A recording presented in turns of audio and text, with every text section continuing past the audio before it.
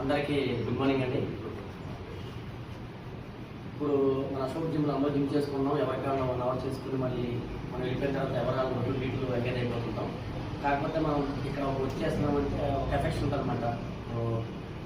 అంటే నాకు కొంతమంది ఫేస్ అయితే అందరికీ తెలిసి కానీ పేరు అందరికీ తెలియదు నాకు. ఈరోజు మన అశోక్ సంబంధించినటువంటి పింగళ వెంకయ్య గారి యొక్క జన్మదినోత్సవాన్ని మనం పురస్కరించుకుంటూ ఇలా గ్యాదర్ అవ్వడం జరిగింది. ఇలా ఎందుకు గ్యాదర్ అవుతామంటే మనం భారతీయులము ఒక గర్వం అన్నమాట. అంటే నేను డిపార్ట్మెంట్ కాబట్టి నేను ఎన్సీసీ క్యాంప్ చేసినప్పుడు కానీ ఏదైనా ఉన్నప్పుడు ఒక ఫ్లాగ్ని మన భారతీయ జాతీయ జెండాను చూస్తే ఒక రకమైనటువంటి ఒళ్ళు పురకరిస్తారు అనమాట. అది మనకు ఇంటర్నల్గా ఒక భారతీయుడు అనే ఫీలింగ్ మనలో కలుగుతుందండి. వీళ్ళు ఎవరైనా సరే అంతమంది ఒకసారి క్రౌడీలో ఒక్కసారిగా మన నేషనల్ ఫ్లాగ్ ఎదుర్కొంది అంటే కనుక ఒక రకమైనటువంటి అలజడి అనేది కలుగుతుంది మనసులో.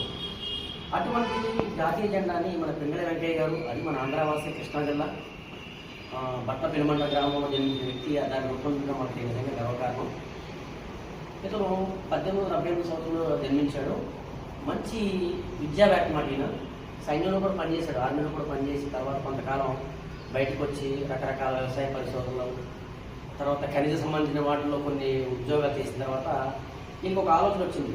ప్రతి దేశానికి ఒక జెండా ఉంటుంది, అదేవిధంగా మన భారతదేశానికి కూడా ఒక జెండా ఉంటే ఏ విధంగా ఉంటుందని ఇతను సుమారు 30 నమూనాలు తయారు చేయడం జరిగింది. చేసి అప్పుడు 1921లో గాంధీ గారు విజయవాడ వచ్చినప్పుడు అప్పుడు కాంగ్రెస్ మహాసభ జరుగుతుంది. ఆ టైంలో ఇతను ఒక నమూనాను ఎగ్జిక్యూట్ చేస్తే గాంధీ గారు దాన్ని ఆమోదిస్తారు.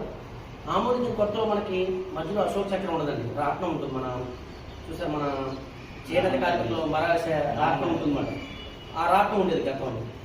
తర్వాత కాలక్రమేణి మనకి స్వతంత్రం వచ్చిన తర్వాత ఆ రాట్నం ప్లేస్లో ఈ సారనాథ స్తూపం నుంచి గ్యాదర్ చేసినటువంటి అశోక చక్రం అది ఉండడం జరుగుతుంది. ఇందులో కలర్స్ గురించి మీకు తెలిసిందే. మన కాషాయం వచ్చేసి త్యాగానికి సంబంధించింది, వైట్ కలర్ వచ్చేసి శాంతికి సంబంధించింది, పచ్చ రంగు పాడి పంటలకు సంబంధించింది. అంటే మన దేశం ఆ విధంగా అభివృద్ధి చెందుతుంది. అంటే మనంతా కూడా భిన్నత్వంలో ఏకత్వం, రకరకాల రిలీజన్స్ ఉంటారు మన దగ్గర, రకరకాల డిఫరెంట్ మెంటాలిటీ గల వ్యక్తులందరినీ కూడా ఒకే తాటకి తీసుకొచ్చి వీళ్ళందరూ భారతీయులని చెప్పడానికి మనకి ఈ జెండా ఎంతగానో దోహదపడుతుంది. ఈ జెండాని ఇంత ఈ గొప్పదనం ఏంటంటే, ఈ జెండాని మనకి ఆగస్టు 15 స్వతంత్ర దినోత్సవం రోజు ప్రధానమంత్రి గారి చేత రెడ్ ఫోర్ట్ మీద ఎగరవేయబడుతుంది. అదేవిధంగా జనవరి 26 రిపబ్లిక్ డే రోజున రాష్ట్రపతి గారి దగ్గర పార్లమెంట్ భవనం పైన ఎగరవేయబడుతుంది. అంటే అంత ఉన్నతమైనటువంటి గురుతరమైన బాధ్యత మన జెండాకు ఉంది. జెండా సంబంధించి ఒక స్టాండర్డ్ ఆఫ్ కూడా ఉంటుందండి. ఎందుకంటే జెండాని ఎప్పుడు ఎగరేయాలి, ఎప్పుడు దాన్ని దించాలి, ఏ విధంగా ఎగరేయాలి